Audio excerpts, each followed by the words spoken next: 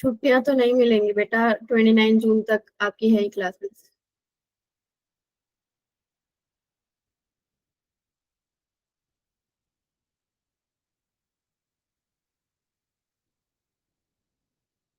अपनी अटेंडेंस लिख देना व्हाट्सएप ग्रुप में भी और यहाँ पे भी, चैट में भी। जो भी प्रेजेंट है अपनी अटेंडेंस लिख देना। तो आज की क्लास स्टार्ट करते हैं हम।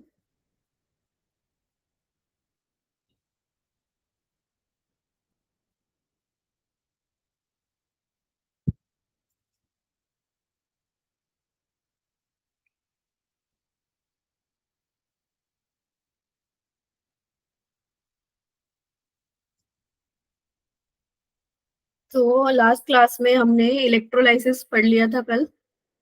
पीएच के साथ रिलेशन देख लिया था, कैसे कैसे जो प्रोडक्ट्स बनते हैं सब देख लिए थे, अलग अलग एग्जांपल्स हमने देख लिए थे, जैसे कॉपर का इलेक्ट्रोलाइटिक रिफाइनिंग में एप्लीकेशन था। बहुत सारे एग्जांपल्स देखे थे। तो उससे रिलेटेड एक पीवाईक्यू करो 23 का। The product which is not obtain during the electrolysis of brine solution. पहले तो ये बता दो, क्या ब्राइन सोल्यूशन पता है क्या होता है? ब्राइन सोल्यूशन पता है क्या होता है? किस चीज का सॉल्ट?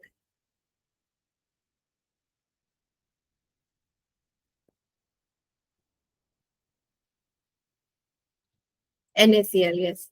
NaCl का सॉल्यूशन बोलते हैं ब्राइन सोल्यूशन। तो ब्राइन सोल्यूशन के इलेक्ट्रोलाइसिस पे कौन सा प्रोडक्ट ऑब्टेन नहीं होता?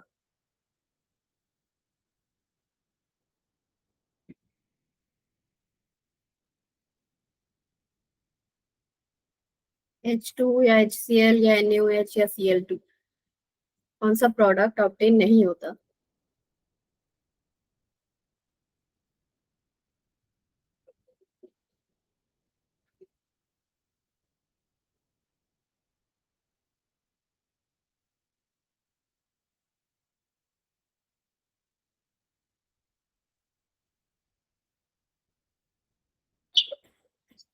रिएक्शंस लिख के देखोगे एक्वस NaCl की, जस्ट लाइक लास्ट क्लास में कराई थी बिल्कुल वैसे ही। कैथोड पे क्या हो रहा था? क्या क्या कंपटीशन में थे हमारे पास? H2O, Na+ और Cl-। अब कैटायन जा सकता है कैथोड पे, Cl- कैटायन सॉरी Na+ जा सकता है इलेक्ट्रॉन गेन करके Na में। और क्या था? H2O जा सकता था इलेक्ट्रॉन गेन करके H2 गैस और OH- में। मेटल है ये Na+। Na जो है वो मेटल है, और मेटल का क्या बहुत नेगेटिव होता है? Reduction potential. मेटल्स का रिडक्शन पोटेंशियल बहुत ज्यादा नेगेटिव होता है, इसका भी -2 पॉइंट समथिंग था। H2O का रिडक्शन पोटेंशियल याद है किसी को? मैंने याद भी कराए थे। H2O का रिडक्शन पोटेंशियल कितना था?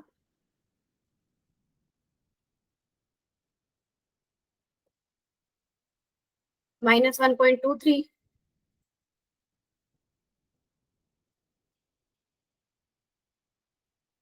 तो इन दोनों में से रिडक्शन पोटेंशियल वाटर का ज्यादा था, तो ये वाटर यहाँ पे रिड्यूस हो गया था। एनोड की बात करें तो Cl- जा सकता था Cl2 में और 2 इलेक्ट्रॉन्स लूज करके, और वाटर जा सकता था O2- से जा सकता था O2 और H+ और इलेक्ट्रॉन।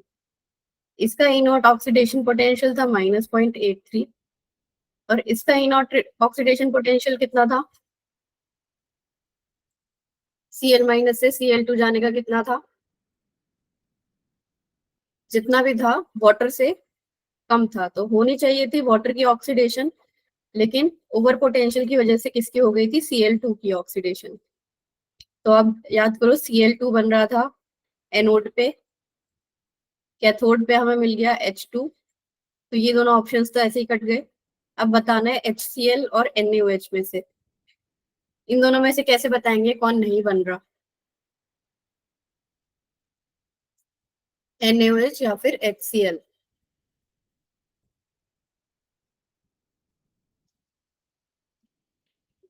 जो हमारे पास कैथोड पे रिएक्शन हो रही है, जो हमारे पास कैथोड पे रिएक्शन हो रही है, इससे हमारे पास क्या आया था, OH माइनस आया था।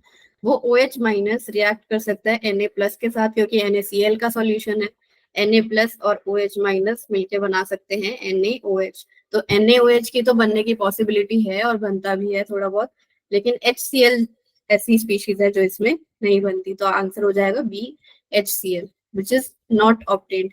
अगर हमारे पास H+ मिल रहा होता, मतलब H2 की अगर ऑक्सीडेशन होके H+ मिल रहा होता, तब हम कह देते हैं हाँ HCl बन सकता है, लेकिन क्योंकि ये रिएक्शन हो रही है नोट पे, तो ये वाला हम नहीं बोल सकते।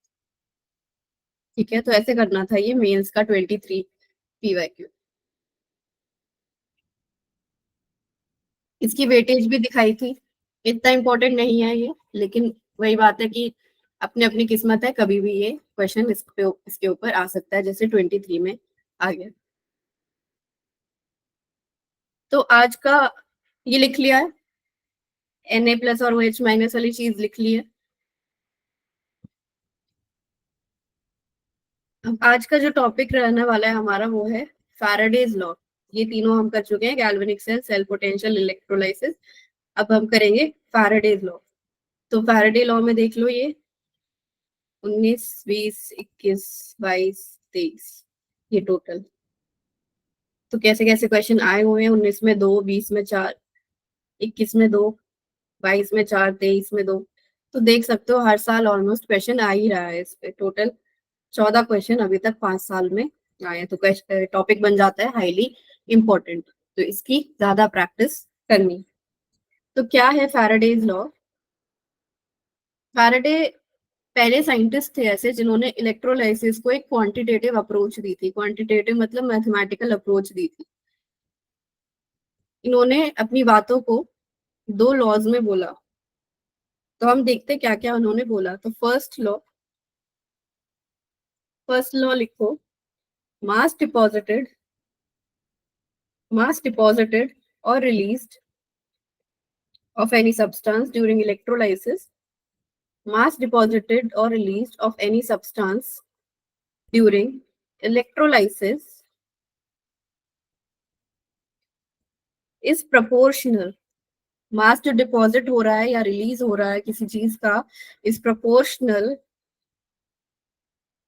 to the is proportional to the amount of charge is proportional to the amount of charge passed into the electrolyte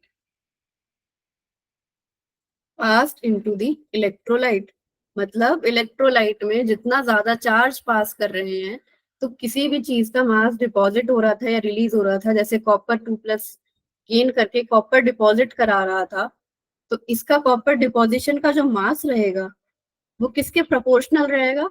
charge pass into the electrolyte. जितना ज्यादा चार्ज पास करेंगे, तो weight is directly proportional to charge.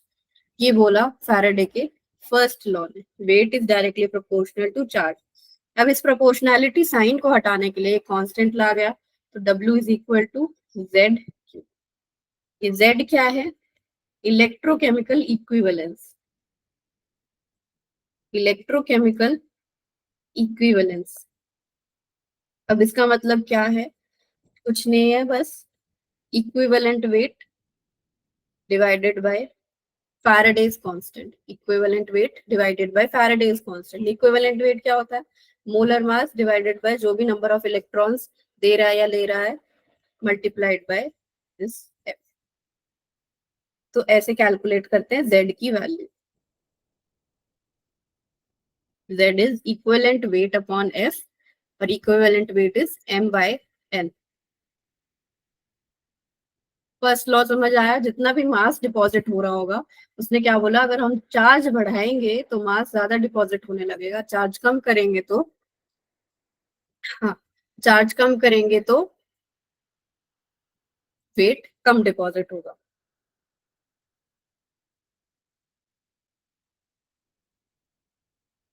जैसे अगर बात करें Ag+ electron going to Ag, या फिर दो की ले लेते हैं एक और, 2++2 इलेक्ट्रॉन गोइंग टू कॉपर। तो ये इलेक्ट्रॉन रिक्वायर्ड होगा, 2 मोल इलेक्ट्रॉन रिक्वायर्ड होगा to deposit 1 mole of Ag। और कॉपर 2+ के लिए कैसे बोल सकते हैं, 2 मोल इलेक्ट्रॉन रिक्वायर्ड होंगे to deposit 2 moles of, sorry 1 mole of Cu। यहाँ पे 1 है ना, इसलिए। तो ये मतलब 1 मोल डिपॉजिट कराने के लिए कितने मोल इलेक्ट्रॉन लग रहे हैं, ये हम डिटरमाइन कर सकते हैं उनकी हाफ सेल रिएक्शन लिख के। और अगर इनके लिए Z की वैल्यू बतानी हो, जैसे फर्स्ट रिएक्शन के लिए अगर Z की वैल्यू बतानी हो तो क्या हो जाएगी, मोल मतलब वैल्यू वैल्यू मत रखो, सिंपल M, अगर M की टर्म्स में मैं पूछूं तो M/NF था ये, तो यहाँ क्या हो जाएगा M/F। इस वाले के लिए क्या हो जाएगा, इस वाले के लिए क्या हो जाएगा Z in terms of M and F, in terms of M and F Z क्या हो जाएगा कॉपर 2+ वाली रिएक्शन के लिए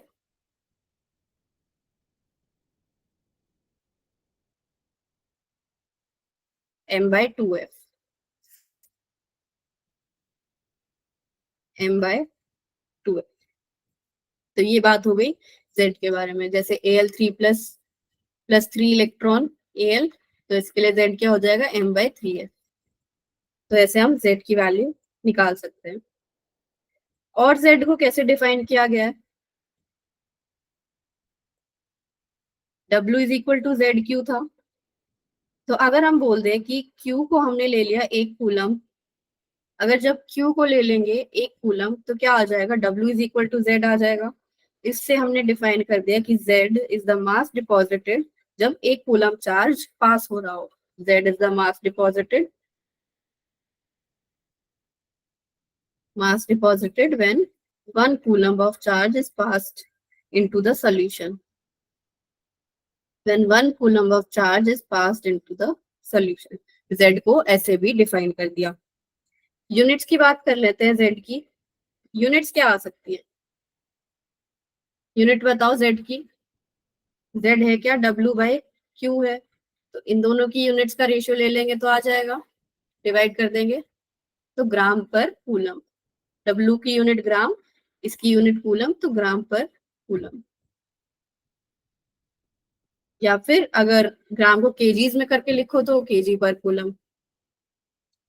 और कैसे लिख सकते हैं इसको, हमें पता है कि चार्ज होता है करंट इनटू टाइम, जितने टाइम के लिए करंट को पास कर रहे हैं दोनों को मल्टीप्लाई कर दे, Q = IT, yes Anshika, Q = IT। तो अगर हम इसमें वैल्यू रख दे W = Z IT, और अगर Z की भी वैल्यू रख दे तो W = M/M F IT।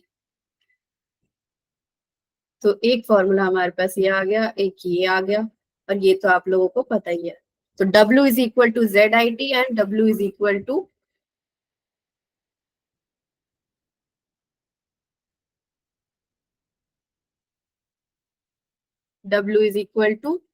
M/NF IT। ये था फैराडेज का फर्स्ट लॉ। नोट कर लो तब बता देना।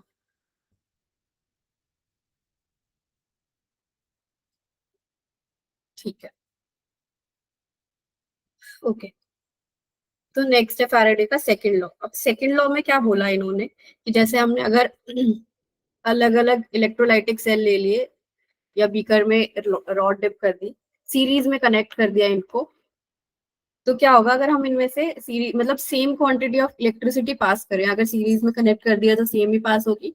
सेम में इलेक्ट्रिसिटी अगर पास होगी तो जितना भी इनका मास डिपॉजिट होगा या फिर रिलीज होगा वो क्या रहेगा, proportional to their equivalent weight, वो रहेगा proportional to their equivalent weight. लिखो इस चीज को, if same quantity of electricity is passed, if same quantity of electricity is passed through different electrolytic solution through different electrolytic solution, then amount of substance deposited or liberated, amount of substance deposited और liberated are proportional to their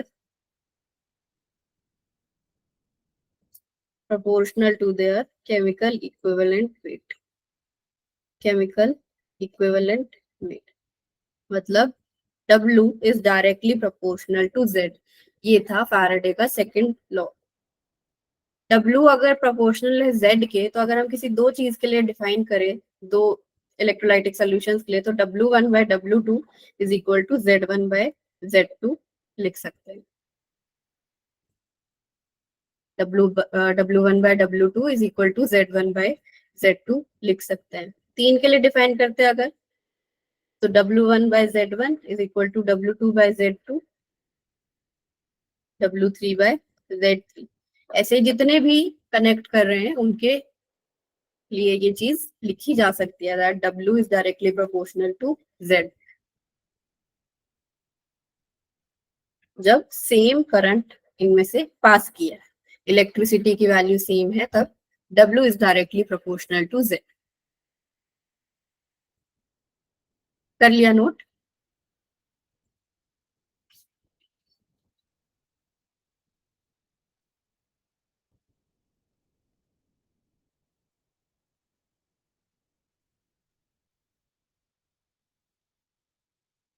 हाँ अंशिका, बिल्कुल सही. तो Faraday's law के बस यही theoretical aspect यही था, दोनों लॉज इसने दे दिए थे. अब हमारा काम क्या है, हम क्योंकि जेई के लिए पढ़ रहे हैं, तो हम क्या करेंगे, इन चीजों को आप क्वेश्चन पे अप्लाई करेंगे. तो स्टार्ट करते हैं DPP4. क्वेश्चन नंबर फर्स्ट कह लो इसको, मतलब थर्ड है लेकिन फर्स्ट बाद में लगाया हुआ है मैंने. How many Faradays are required to reduce 1 mole of MnO4 minus to Mn2 plus. कितने फैराडेज रिक्वायर्ड है to reduce 1 mole of MnO4 minus to Mn2 plus. Faraday का मतलब क्या है, कितने मोल्स ऑफ इलेक्ट्रॉन्स. फैराडे का मतलब कितने मोल्स ऑफ इलेक्ट्रॉन्स.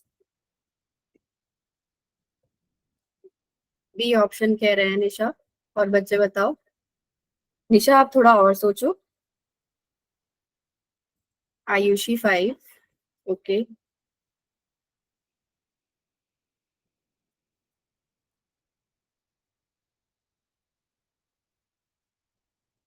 ओके लक्ष्य.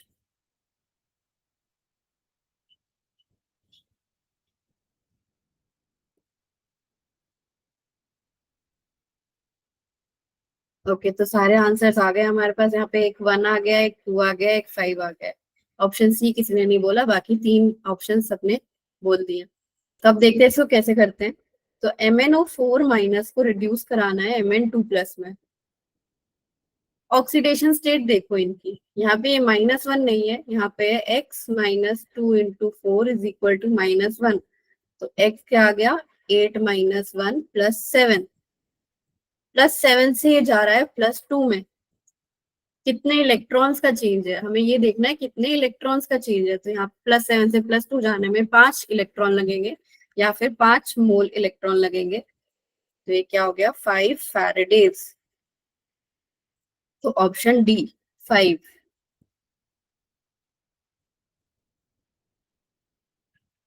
आ गया समझ जो गलत आंसर दे रहे थे.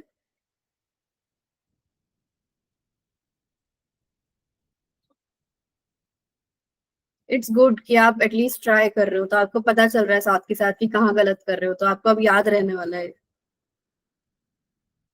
Next question. Current of 9.65 ampere flowing for 10 minutes deposits 3 gram of metal.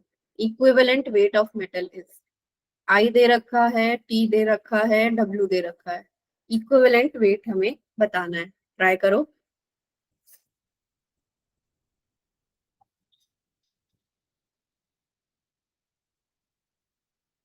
क्या था हमारे पास formula, W is equal to ZIT. Try करो.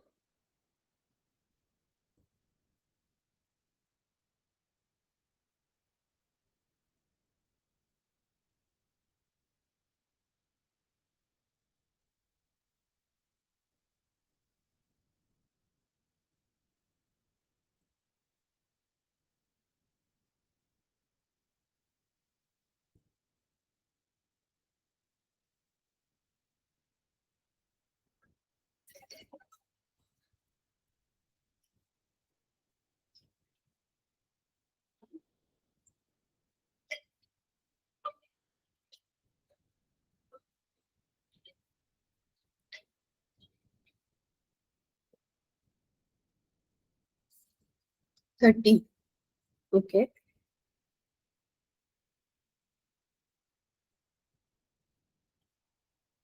हम्म।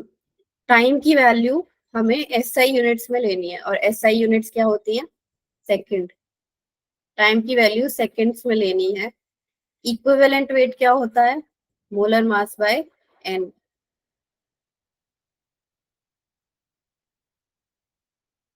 देख लेते हैं इसका क्या आंसर आएगा। आई दे रखा है 9.65 एम्पियर्स, बी ऑप्शन आ रहा है 30।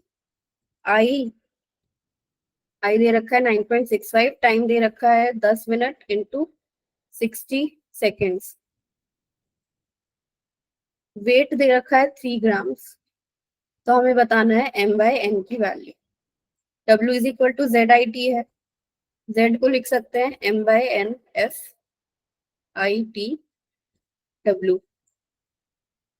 एम बाय एन की वैल्यू हमें चाहिए, तो बाकी सबको उधर ले जाएंगे। W into F by I T is equal to M by N. 3 grams into 96500 divided by 9.65 amperes divided by 10 into 60।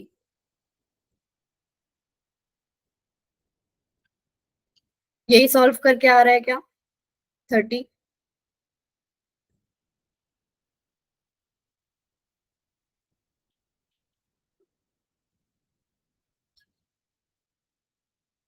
965 3/2। हाँ ठीक है, 30 आएगा इसका। Okay, good. Next question. Calculate the volume of gases liberated at STP if 1 liter of 0.2 molar solution of copper sulfate is electrolyzed by this much current and this much time। थोड़ा सा complicated question है। क्या पूछा है? Volume of gases liberated. 1 minute इसको सोचो कैसे कर सकते हैं।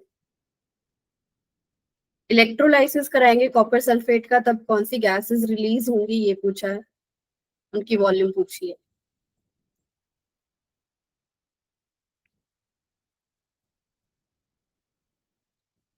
एनोड कैथोड पे रिएक्शन बताओ कॉपर सल्फेट की। एक्वस।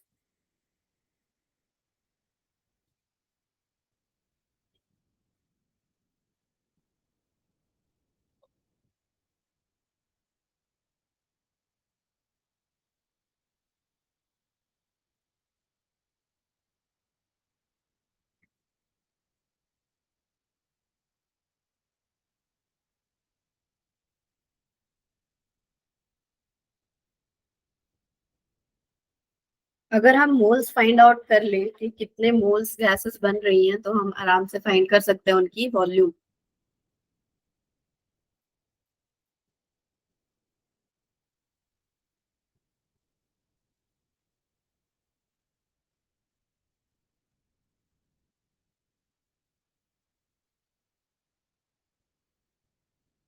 Yes, yes Anshika.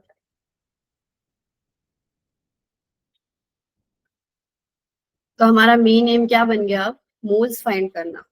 तो मोल्स कैसे फाइंड कर सकते हैं? पहले तो हम देखते हैं कि चार्ज कितना है हमारे पास। आई दे रखा है, टी दे रखा है, तो क्यू निकाल लेते हैं पहले। आई इंटू टी। तो 5.79 इंटू 1000, 5 7 1000 नहीं, 10,000, 57900 कूलम्स। इतना मेरे पास चार्ज है।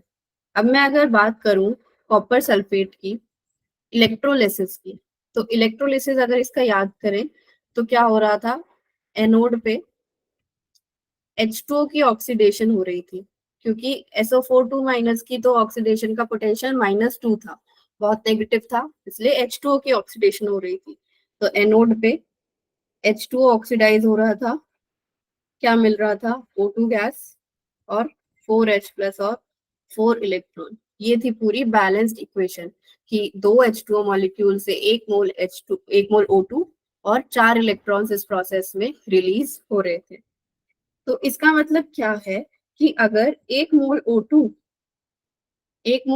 रिलीज करानी है तो कितने इलेक्ट्रॉन्स लगेंगे? 4 मोल। अगर 1 मोल O2 रिलीज करानी है तो 4 मोल इलेक्ट्रॉन्स लगेंगे। या फिर इसको ऐसे भी लिख सकते हैं 4 फैराडेज रिक्वायर्ड होंगे 1 मोल O2 के लिए। तो अगर हम इसको जितने हमारे पास ये हैं चार्ज, इसको अगर हम फैराडे में कन्वर्ट कर ले तो 57900 बाय 96500 फैराडे के लिए कितना रिक्वायर्ड होगा? 1/4, इस 4 को यहाँ ले जाएंगे unitary method, 1/4 multiplied by this 57900 divided by 96500 moles of O2। मतलब जितना चार्ज हमारे पास था उससे कितने मोल्स O2 रिलीज होने वाले हैं, हमने वो निकाल लिया है यहाँ पे। तो इसकी वैल्यू कितनी आएगी एक बार कैलकुलेट करके बताओ।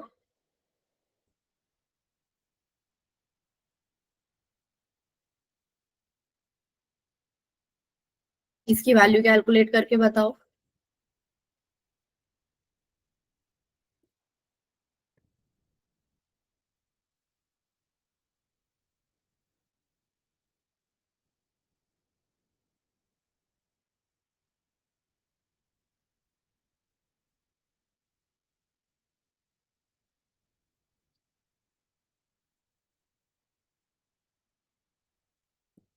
0.1 एग्जैक्ट जो आएगी वो 0.15 आएगी।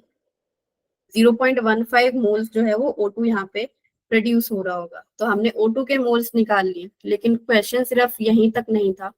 अब बात क्या है कि इसकी जो वैल्यू आएगी सॉल्व करके ये आएगी 0.6, इसकी वैल्यू आएगी सॉल्व करके 0.6। तो कहना क्या चाह रहे हैं इस चीज से, इस फैराडे से, कि 0.6 मोल्स ऑफ इलेक्ट्रॉन्स है मेरे पास। ठीक है, 0.6 मोल्स ऑफ इलेक्ट्रॉन्स हैं अभी। दूसरी चीज हमारे पास ये दे रखी है 0.2 molar solution of copper sulphate. Molarity दे रखी है, कॉन्सेंट्रेशन दे रखी है कॉपर सल्फेट की। अब हम कैथोड वाली रिएक्शन कंसीडर करते हैं। कैथोड पे हो रहा था कॉपर 2+ प्लस 2 इलेक्ट्रॉन्स और कॉपर डिपॉजिट हो रहा था। कॉपर 2+ का रिडक्शन पोटेंशियल 0.34, तो कॉपर यहाँ पे डिपॉजिट हो रहा था। तो अगर 1 मोल कॉपर 2+ को रिड्यूस कराना है तो कितने इलेक्ट्रॉन्स लग रहे हैं यहाँ पे? 2 मोल। दे क्या रखा है? 0.2 मोलर सोल्यूशन। 0.2 मोलर्स मतलब 0.2 मोल्स इन 1 लीटर। तो मोल्स है कितने एक्चुअल में कॉपर 2+ के? 0.2। तो अगर एक के लिए 2 इलेक्ट्रॉन लग रहे हैं तो 0.2 मोल के लिए कितने लगेंगे? 2 into 0.2, that is 0.4 moles of electrons. 0.4 moles of electrons use हो गए कॉपर 2+ को रिड्यूस कराने में, कॉपर में ले जाने के लिए।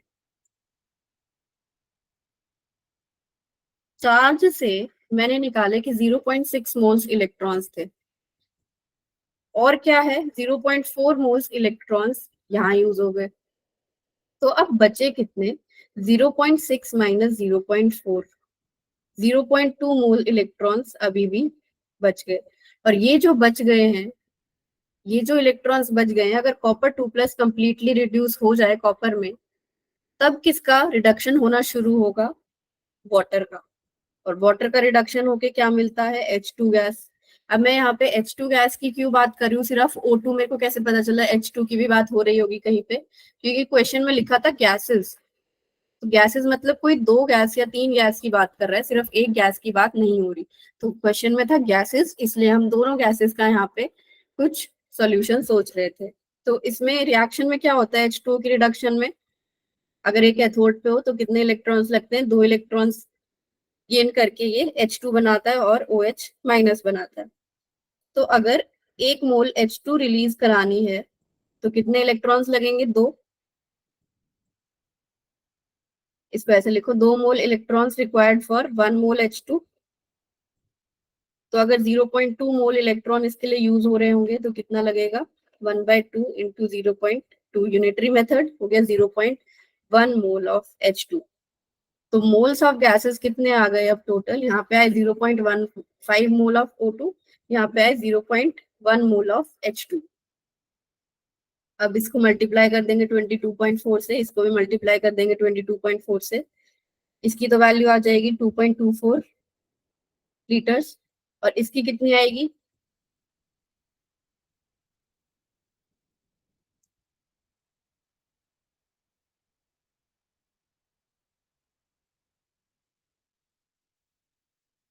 3.36 लीटर्स। तो O2 गैस आ गई 3.36, H2 गैस आ गई 2.24। अब इनको अगर ऐड कर दें तो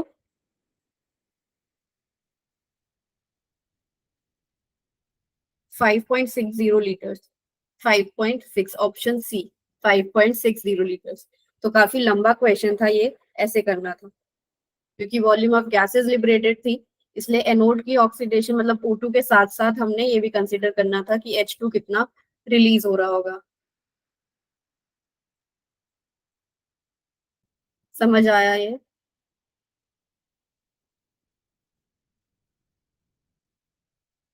एक्सप्लेन करूं दोबारा? देखो, कॉपर सल्फेट की इलेक्ट्रोलाइसिस में एनोड पे ये रिएक्शन होती है, ये तो हमने लास्ट क्लास में भी पढ़ी थी। तो ये अगर रिएक्शन हो रही है तो हमने इसमें पहले यूनिटरी मेथड लगाया कि अगर 4 मोल इलेक्ट्रॉन रिलीज हो रहे हैं तो साथ में 1 मोल ऑक्सीजन यहाँ पे रिलीज हो रही होगी। फैराडे में कन्वर्ट कर लिया क्योंकि 1 मोल इलेक्ट्रॉन का मतलब क्या था, 1 फैराडे। तो 4 का मतलब 4 फैराडे। तो 4 फैराडे दे रहा है 1 मोल ऑक्सीजन। अब ये जो मेरे पास चार्ज था 57900, इसको फैराडे में कैसे कन्वर्ट करते हैं, 96500 से डिवाइड करके। तो इतना आ गया ये फैराडे। अब अगर 4 फैराडे से 1 मोल प्रोड्यूस हो रही है तो इतने फैराडे से कितनी होगी, 1/4 into this number, unitary method. तो ये आ गया 0.15 मोल्स ऑफ O2। अब सिर्फ आंसर यहीं तक नहीं था क्योंकि हमें वॉल्यूम ऑफ गैसेस बताना था और यहाँ पे इसकी कॉन्सेंट्रेशन भी दे रखी थी कॉपर सल्फेट की। तो हम गए कैथोड वाली रिएक्शन पे। कैथोड पे क्या हो रहा था, कॉपर 2++2 इलेक्ट्रॉन कॉपर, 0.34 वोल्ट इसका पोटेंशियल था। तो इस रिएक्शन में यूनिटरी मेथड लगाया कि अगर 1 मोल कॉपर 2+ को हमें रिड्यूस कराना है तो 2 मोल इलेक्ट्रॉन उसके लिए यूज हो रहे हैं, ये रहे 2 मोल इलेक्ट्रॉन। तो अगर 0.2 मोल के लिए लगाना है तो 2 इंटू 0.2, 0.4 मोल इलेक्ट्रॉन। अब मैंने इसको 57900/96500 से निकाला कि मोल्स ऑफ इलेक्ट्रॉन्स कितने हैं, 0.6 मोल्स। तो 0.6 में से 0.4 जो है यहाँ रिडक्शन में यूज हो गए, 0.6 में से 0.4 जो है वो यहाँ रिडक्शन में यूज हो गए। ठीक है, अब बचे कितने, 0.6 माइनस 0.4, तो क्या आ गया, 0.2 मोल इलेक्ट्रॉन अभी भी बचे हुए हैं। तो होता क्या है कि अगर किसी सेल में एक चीज कंप्लीटली डिपॉजिट हो चुकी है, अगर वो खत्म हो गई, जैसे यहाँ पे कॉपर 2+0.2 मोल्स थे, वो डिपॉजिट हो गए, खत्म हो गए कंप्लीटली, तो मोल्स ऑफ इलेक्ट्रॉन्स तो बचे हैं ना अभी, तो अब उसको जो भी मिल जाएगा सामने वो उसको रिड्यूस कर देगा। सामने क्या मिला, वाटर, और तो कुछ था नहीं। तो वाटर को रिड्यूस करने लगा तो H2 गैस रिलीज हुई। अब 1 मोल H2 अगर रिलीज करानी है तो 2 मोल इलेक्ट्रॉन उसके लिए रिक्वायर हो रहे हैं, ये हमने रिएक्शन से देख लिया इस वाली से। तो 2 मोल इलेक्ट्रॉन यूज हो रहे हैं 1 मोल H2 प्रोड्यूस कराने के लिए। थे कितने, 0.2 मोल इलेक्ट्रॉन। तो 0.2 मोल इलेक्ट्रॉन से कितने आ गए, 1/2 इंटू 0.2, 0.1 मोल ऑफ H2। तो मेरे पास अब दो गैसेस आ गई, 0.15 मोल ऑफ O2 और 0.1 मोल ऑफ H2। तो मोल से उनकी वॉल्यूम निकाल ली, 3.36 और 2.24, और उनका सम आ गया 5.6 लीटर्स। ओके, ऐसे क्वेश्चंस मतलब मेंस में तो मैं नहीं एक्सपेक्ट करी, लेकिन एडवांस में ऐसे क्वेश्चंस आ सकते हैं थोड़े लेंदी से और मुश्किल से। तो समझ आ गया ये सबको?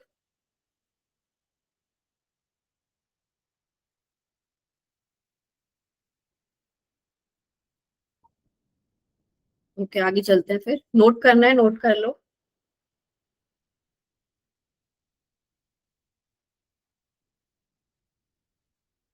Okay, noted. ठीक है फिर, ये वाला क्वेश्चन देखते हैं। How many centimetre cube of chlorine will be deposited by 100 amperes of current flowing for 5 hours through melted NaCl। Molten NaCl में क्या इलेक्ट्रोलाइसिस हो रही थी, Cl माइनस जाएगा, Cl2 रिलीज होगी। तो यही बताना था कि कितनी Cl2 यहाँ पे रिलीज होगी। अगर आई दे रखा है 100 एम्पियर और टाइम दे रखा है 5 आवर्स।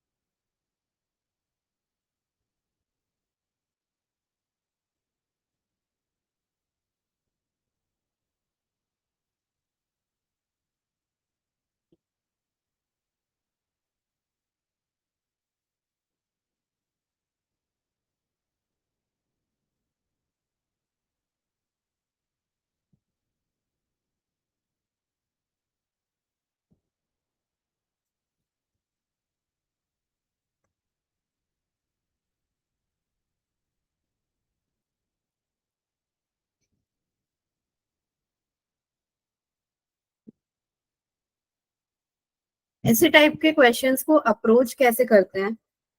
पहले तो आई और टी दिया है तो चार्ज निकाल लो। चार्ज कितना आ जाएगा? I into T, 100 ampere into 5 hours है तो 60 मिनट्स और 60 सेकेंड्स, ये आ गया कूलम्स। इतना चार्ज आ गया। अब रिएक्शन क्या है? 2Cl- से Cl2 और 2 इलेक्ट्रॉन्स। 2Cl- से Cl2 और 2 इलेक्ट्रॉन्स। अब इस रिएक्शन को देखते हुए हम क्या लिख सकते हैं कि 2 फैराडे रिक्वायर्ड होंगे, 2 फैराडे रिक्वायर्ड होंगे 1 मोल Cl2 के लिए। क्योंकि हमें वॉल्यूम बतानी है तो पहले हम क्या निकालेंगे? मोल्स। मोल्स के लिए क्या अप्रोच है हमारी? इलेक्ट्रॉन्स को देख के, कि अगर 2 इलेक्ट्रॉन्स है तो 1 Cl2 निकलेगी, तो 2 Faraday required for 1 mole Cl2। इसका मतलब 2 into 96500 कूलम्स। अगर चार्ज होगा तो 1 मोल Cl2 निकलेगी। हमें पता चल गया इतने कूलम्स के लिए 1 मोल Cl2 निकल रही है, तो हम क्या इतने कूलम्स के लिए निकाल सकते हैं? 1 कूलम के लिए कितना आ जाएगा? 1/2 into 96500। और इतने चार्ज के लिए कितना आ जाएगा?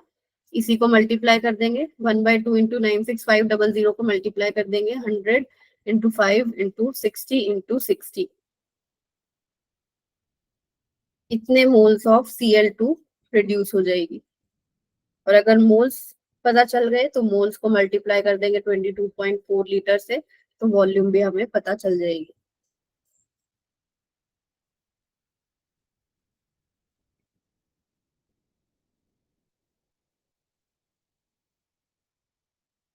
ओके, क्या आएगा इसको सॉल्व करके बताओ।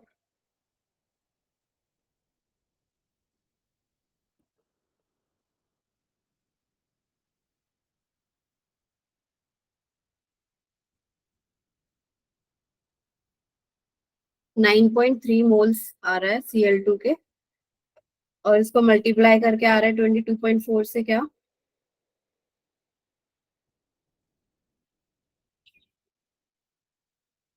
209 या फिर 208.9, इतना लीटर्स जो है Cl2 गैस प्रोड्यूस हो जाएगी अगर इतना ज्यादा करंट और इतने टाइम के लिए पास करे। तो इस क्वेश्चन से इंडस्ट्रियल एप्लीकेशन भी समझी जा सकती है कि अगर हम कुछ ऐसा सेटअप ले ले जिससे हम इतना करंट पास कर पाए और इतने टाइम के लिए पास कर पाए, तो हम नमक से क्या कर सकते हैं? Cl2 गैस प्रोड्यूस कर सकते हैं, और Cl2 गैस को फर्दर हम यूज कर सकते हैं। ठीक है अंशिका, Cl2 गैस को हम फर्दर यूज कर सकते हैं जहाँ पे भी हमें रिक्वायरमेंट है।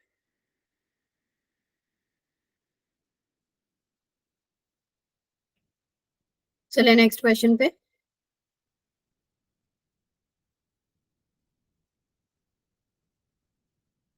How many minutes will it take to plate out, होगा ये, to plate out 5 grams of chromium from a Cr2SO4 whole thrice solution using current of 1.5 amperes.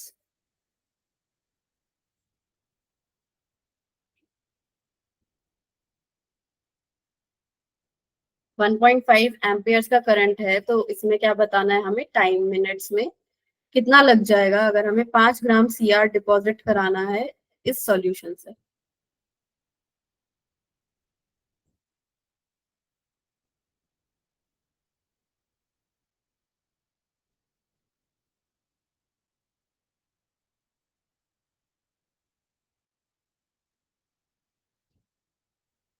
Chromium की ऑक्सीडेशन स्टेट कितनी है इसमें?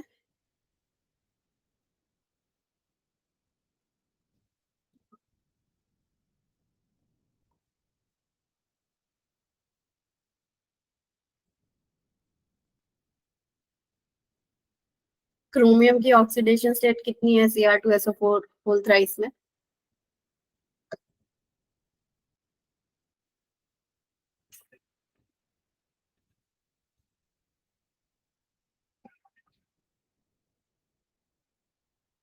जीरो तो इसमें है ना, क्रोमियम इसमें जीरो है, इसमें कैसे निकालेंगे? SO4 पे 2 माइनस चार्ज होता है, तो x 2x minus 3 into 2 is equal to 0। तो 2x आएगा यहाँ पे प्लस, सॉरी x आएगा यहाँ पे +3।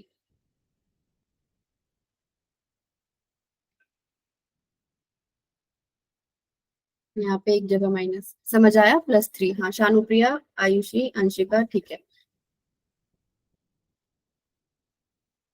2x is equal to 6, x is equal to +3। अब नंबर ऑफ इलेक्ट्रॉन्स पता चल गए। अब ट्राई करो, 0 से +3 जाना है, सॉरी +3 से 0 जाना है, एक ही बात है। 3 इलेक्ट्रॉन्स यहाँ पे रिक्वायर्ड होंगे। अब ट्राई करो।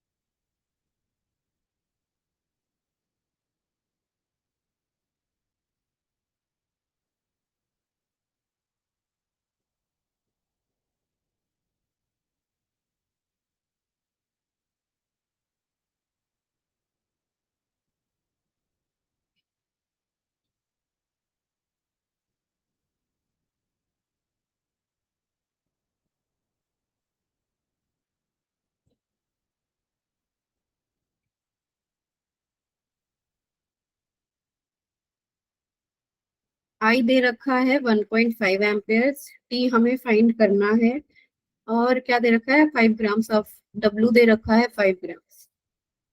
तो अगर हम ये रिएक्शन देखें अब कि Cr3 प्लस 3 इलेक्ट्रॉन गेन करके चला जाएगा Cr में, तो हमें क्या पता चल रहा है कि अगर हमें 1 मोल Cr डिपॉजिट कराना है तो कितने मोल्स ऑफ, फॉर्मूले से कर सकते हो, फॉर्मूले से कर लो, और यूनिटरी मेथड से करना चाहते हो तो उससे कर लो।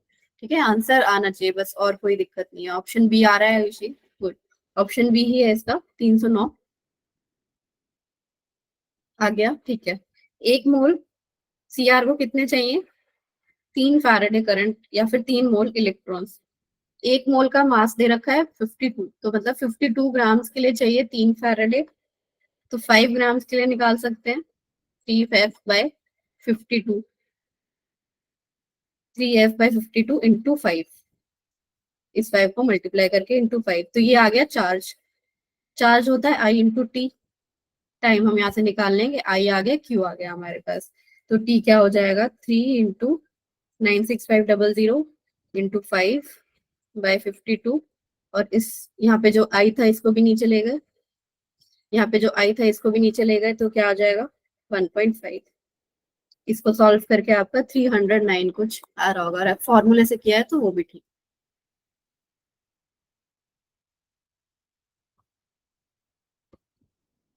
नेक्स्ट क्वेश्चन पे चले।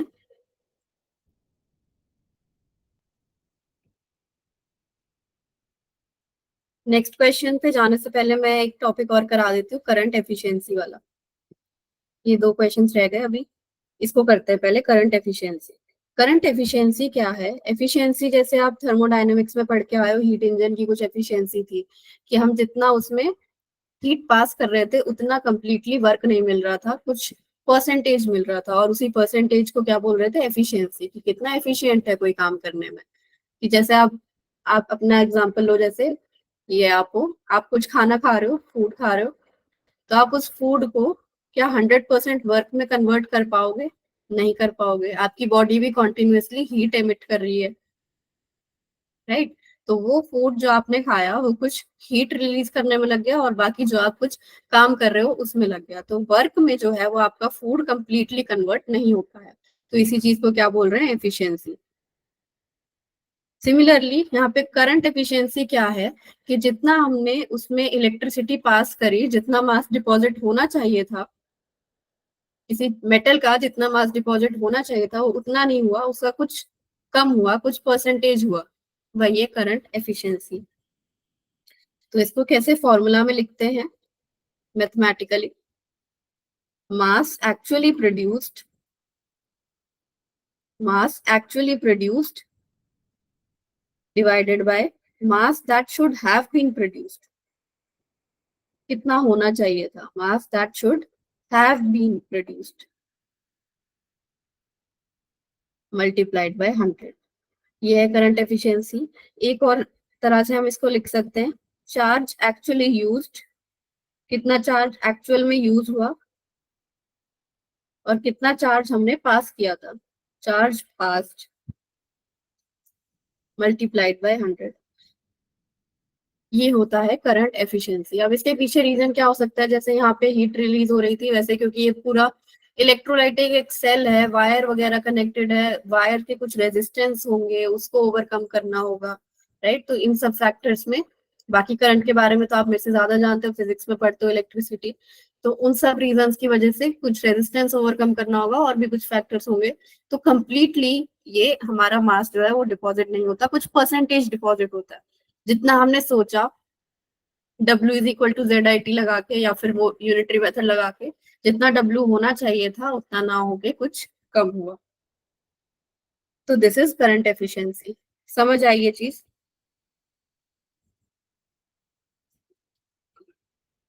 करंट एफिशिएंसी समझ आया या नहीं आया? आ गया? तो करंट एफिशिएंसी से रिलेटेड ये क्वेश्चन देखो। A current of 2 amperes was passed for 1 hour through a solution of this copper sulfate. So 0.237 grams of copper ions were discharged at the cathode. Then the current efficiency is, W दे दिया इन्होंने, I दे दिया इन्होंने, time दे दिया इन्होंने। तो क्या पूछा है, करंट एफिशिएंसी कितनी रही होगी?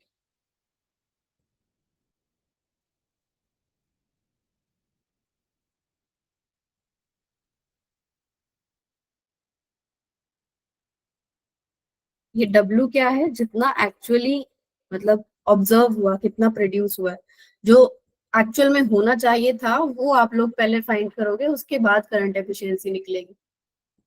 फैराडे लॉज लगा के आप ये फाइंड करोगे कि अगर इतना करंट और इतना टाइम है तो कितना डिपॉजिट हुआ होगा, कॉपर होना कितना चाहिए था।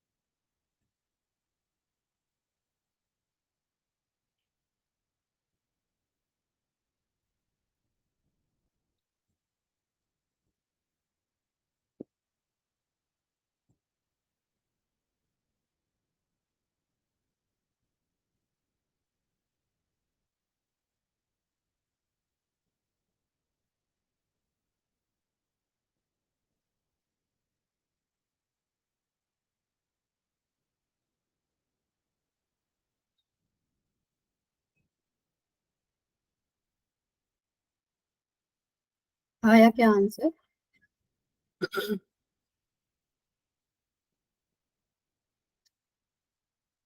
करंट एफिशिएंसी में क्या हमें ऊपर रखना था, जो एक्चुअल में प्रोड्यूस हुआ मास, और जितना दैट शुड हैव बीन, या फिर थ्योरेटिकल जितना होना चाहिए था, मल्टीप्लाइड बाय 100। तो एक्चुअल हमें दे रखा है 0.237, थ्योरेटिकल हम कैलकुलेट करेंगे और फिर मल्टीप्लाई कर देंगे 100 से। तो थ्योरेटिकल कैसे कैलकुलेट करना है, क्योंकि कॉपर 2+ की बात हो रही है, तो कॉपर 2+ 2 इलेक्ट्रॉन गेन करके जाता है कॉपर में। तो मतलब अगर हमें एक एक मोल कॉपर डिपॉजिट कराना है, अगर 1 मोल कॉपर डिपॉजिट कराना है तो कितने फैराडे ऑफ इलेक्ट्रॉन्स लगेंगे? 2 फैराडे। तो 2 फैराडे से 1 मोल अगर प्रोड्यूस हो रहा है, तो इतने से कितना होगा? Q is equal to I T से कितना होगा? 2 एम्पियर्स इंटू टाइम 1 आवर, या फिर 60 मिनट्स इंटू 60 सेकेंड्स। तो इतने से कितना होगा? 1 से 1/2, और इतने Q से कितना होगा? 1/2 इंटू 2 एम्पियर्स इंटू 60 इंटू 60। तो ये तो आ गया मोल्स में। अब हमें चाहिए मास में, तो हम मोलर मास से इसको मल्टीप्लाई कर देंगे, जो कि है 63.5 कॉपर का। इससे आ जाएगा W that should have been produced. उसको हम यहाँ पुट कर देंगे। फिर से देखो इसको, अगर 63.5 ग्राम्स कॉपर डिपॉजिट कराना है, तो 2 फैराडे मेरे लग रहे हैं इसको डिपॉजिट कराने में। 63.5 क्या है? 1 मोल। 1 मोल कॉपर डिपॉजिट कराने में 2 फैराडेज लग रहे हैं। तो इतने से कितना होगा? इसको अगर 2 × 96500 कूलम्स में कन्वर्ट कर लें, तो ये 63.5, और 2 × 60 × 60 के लिए अगर चाहिए होगा हमें, तो 63.5/2 × 96500 इंटू 2 × 60 × 60 ग्राम्स। ये आया mass that should have been produced. इसकी वैल्यू कैलकुलेट करके आ रही है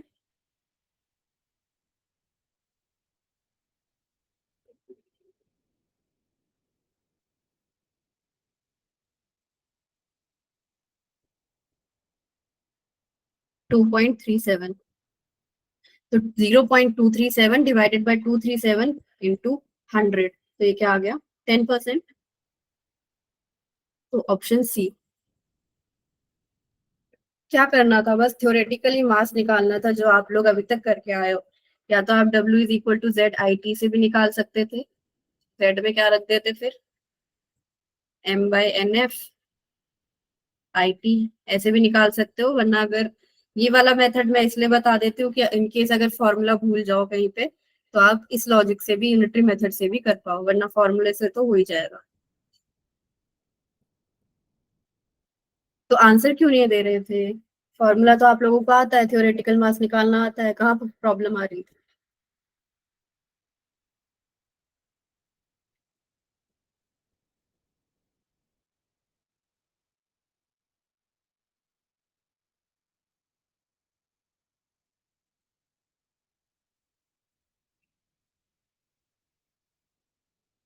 बताओ बच्चों।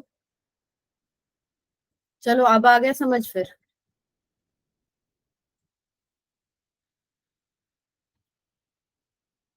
ओके।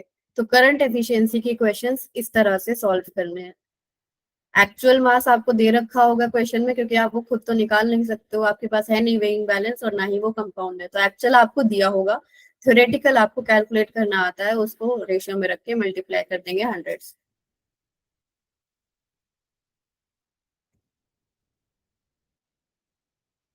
ये PYQ ट्राई करो 2019 मेंस का। A solution of NiNO3 whole twice is electrolyzed between platinum electrodes using 0.1 Faraday electricity. How many moles of Ni will be deposited at the cathode?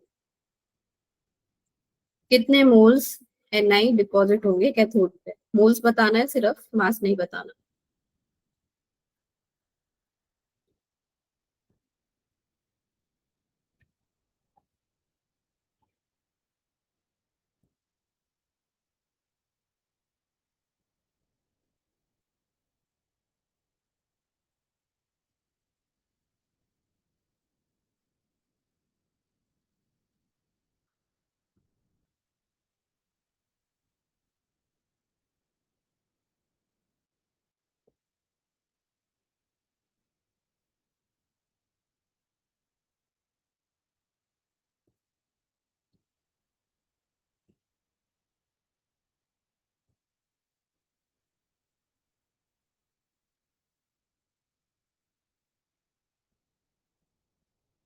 Option D 0.05।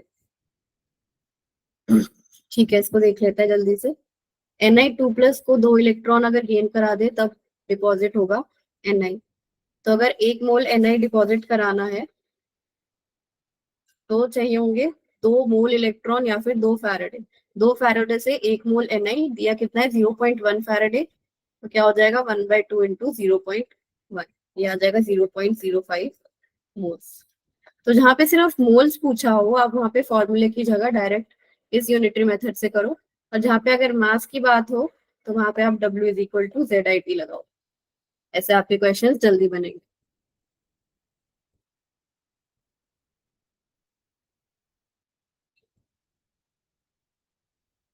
और question दो P/Q, छोटा सा ही है, एक try करो ये। 2 Faradays of electricity is passed through a solution of copper sulfate. Mass of copper deposited at the cathode is। 2 Faraday अगर पास करे हैं तो कितना मास डिपॉजिट होगा।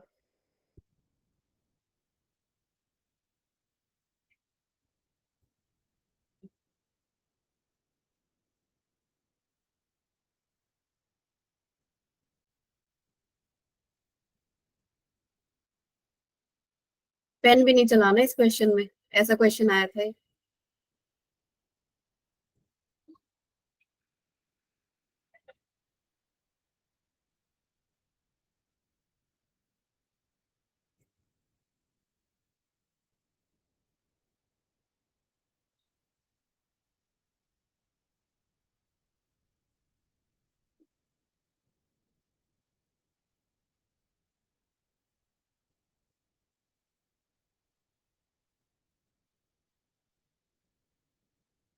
देखो बच्चे, हाँ 63.5 ऑप्शन बी, हाँ गुड। कॉपर 2+ ले जाना है हमें कॉपर में, 2 इलेक्ट्रॉन्स गेन करके ही जाएगा। तो मतलब 1 मोल कॉपर के लिए 2 फैराडे इलेक्ट्रिसिटी रिक्वायर्ड है। और पास भी कितनी करी है, 2 फैराडे ही करी है, तो कितना डिपॉजिट होगा, 1 मोल कॉपर ही डिपॉजिट होगा। और 1 मोल का मास कितना होता है, 63.5। 63.5 इज द आंसर। 2 फैराडे से 1 मोल प्रोड्यूस होता है और 1 मोल का मास है 63.5। Option B.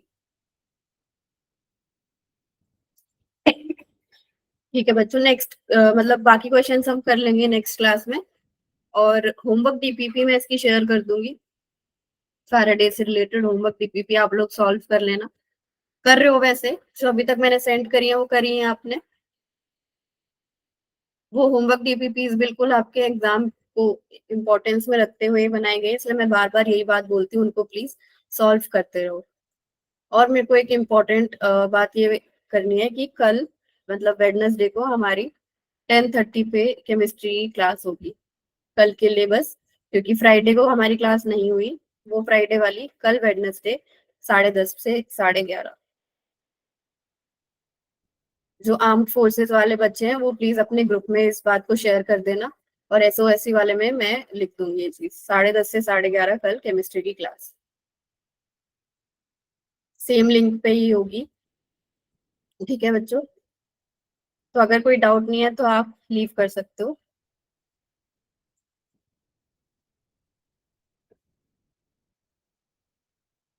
बाय।